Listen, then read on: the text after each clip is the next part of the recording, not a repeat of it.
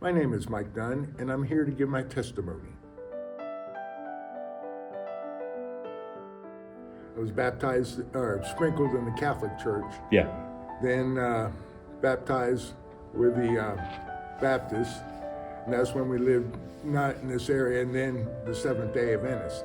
So I've been sprinkled or baptized several times, but I knew in my heart,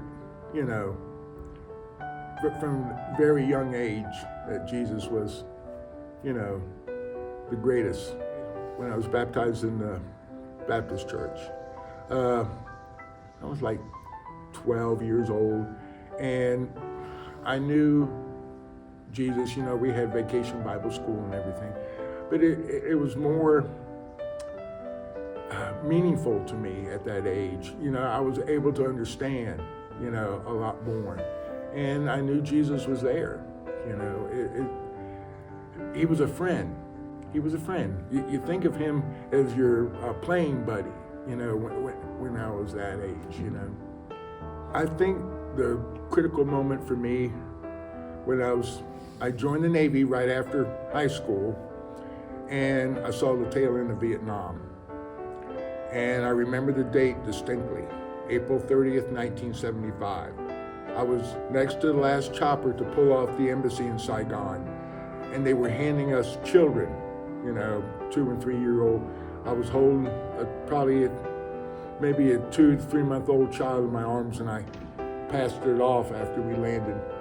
And to me, I said, Jesus come into my heart, and it just felt like Jesus came into me and gave me strength, because I was so discouraged seeing a child, and their parents were handing them up to get, to think about their children. And that's what really motivated me to give my life to Jesus. I try my best. Of course, we all fall short of the grace of God, but I try. And that was the moment that I remember the most, that Jesus was in me, and he wanted me to work for him. That moment in my life, that's when it hit me like a ton of bricks. There's certain aspects of life when it comes into your heart that, hey, Jesus is there, And I always wonder what happened to that child after I handed the child off. And, to this day, that's 48 years ago. I still wonder, especially when the date comes up, which we have just passed. And I just wonder what happened to the child. Jesus has helped me through a lot in my life, and I've had some bad moments and good moments. 1981, I got married. We were practicing Catholics because she was Catholic. I proposed to her. 2 weeks later, they found that she had acute myeloblast leukemia. And the priest told me, he says, "You sure you want to marry her?" I said, "Yes, I love her. Jesus is there with us." And he says, "Okay." So we got married, and we were only married 18 months, and she passed away.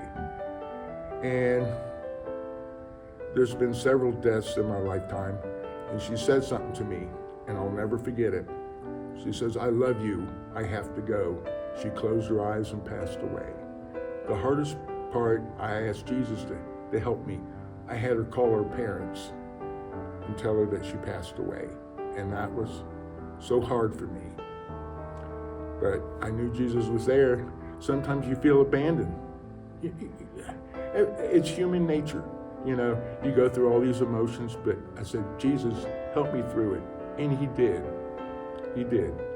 My dad, he came down 5 years later with acute myeloblast leukemia. He had the same doctors and nurses that my first wife had. And he lived about 3 years with leukemia. And I was up at the VA with him, I lived fairly close by. And he says, he called me over to his bedside, and he says, "Mike, I love you, I have to go." The second time that was told to me, the exact same words. So my dad passed away and I had to call my mom.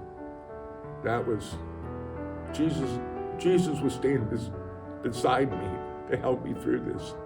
And, after about 6 years of being, single, I met a beautiful woman. And we got married.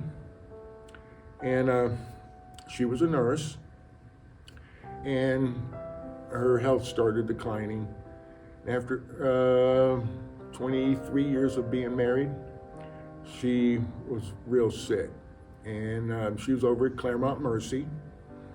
And they called me and said, get over here right away. Well, from Felicity to Batavia is pretty far distance. Well, I'm glad there was no police officer around because I would have probably been in jail for speeding.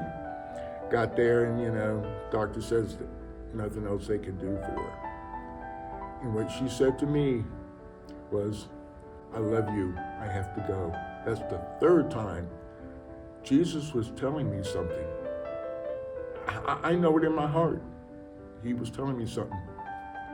In December of 2014, I got a call. My mom was living down in Macon, Georgia. She wanted to move back home where she was raised. Got a call, your mom's sick, come on down. So I really moved on that one. And, I spent about 3 days with Mom. And Mom said to me, she was in the hospital at that time, she says, I love you, I have to go. 4 times that was said to me. Jesus was telling me something. Don't worry about it. I'm taking care of your wives, your dad, and your mom. When you hear something like that, maybe 1 or 2 times, but 4 times in your life, they said the exact same words, and I never told them that. Jesus works in mysterious ways, but when those 4 said that to me, Jesus is telling me something. I can't see him, I can't touch him, but he was telling me in my heart. And it's hard to go through when you lose 2 spouses. And Jesus blessed me. He blessed me with a son. So, the Lord blessed me. And it's hard. It really is. But I know I'm loved. And that's what gets me through it. You have your emotions, your anniversaries, birthdays, Christmas, and you have to go through a certain steps, when you lose a loved one. But I know Jesus is there with me. All I have to do is say, Lord, help me, and I know he's there.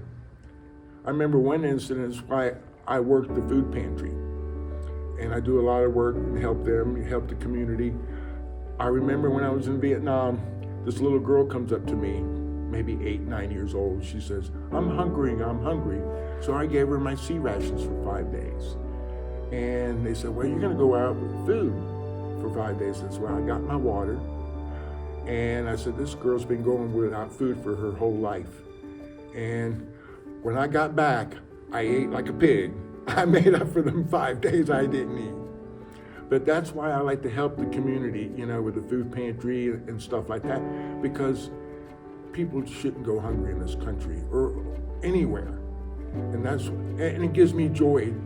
You're tired by the end of the day, but it's a good kind of tired. You're helping somebody that, can't get to a grocery store. We're a food desert in Felicity area. So, you're helping them out. It may not be the best of all the best. It's not filet mignon or anything, but you're helping people, you're giving them hope. And when I'm uptown, sometimes people say, you work the food pantry. They don't know my name, but they say, you're the food pantry man. I said, yes. You're spreading the words, Lord, through your actions. And that's what Jesus, I think, really wants. My dad said, talk is cheap, but actions speak louder than words. And that's what I try to do. I let my actions speak for myself. Hi, my name is Mike Dunn, and I'm here to give my testimony.